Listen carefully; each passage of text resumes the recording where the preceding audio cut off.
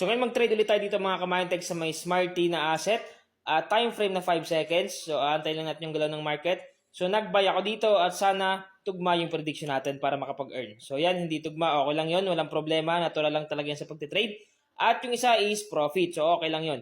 Ngayon, antay na ulit natin yung galaw ng market. So mag-buy ako dito ng madami. Kung makita nyo, nag-buy ako ng madami dyan. Sana umangat. So yan, may hindi umangat, may hindi profit pero may profit din. So okay na yon. So ngayon, antayin ulit natin yung galaw ng market. Kahit pa paano, profit pa rin tayo kahit may hindi profit. Natural lang talaga na minsan sablay. So ngayon, mag-sell tayo dito ng madami.